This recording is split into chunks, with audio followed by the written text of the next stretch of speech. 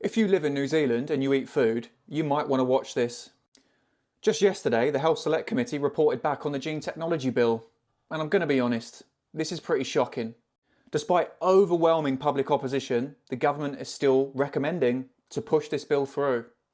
This report, despite 2 delays already, still does not reflect the real dangers that GE poses to human health, to our native species and environment, nor to the unique position that New Zealand has as an agricultural non-GMO exporter on the world stage.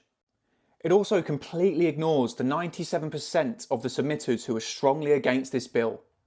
Yes, 97%, as stated in their own report, and yet the government is choosing not to listen.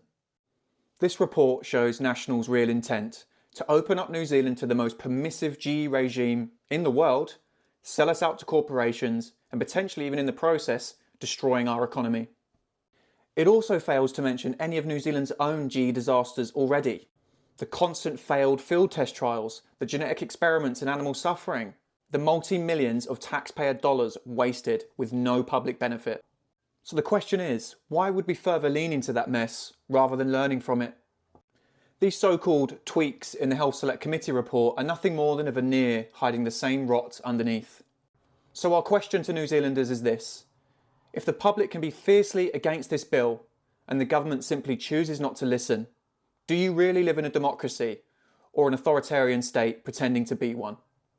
And to New Zealand First, Winston Peters, Shane Jones and Mark Patterson, you said you'd put New Zealanders first.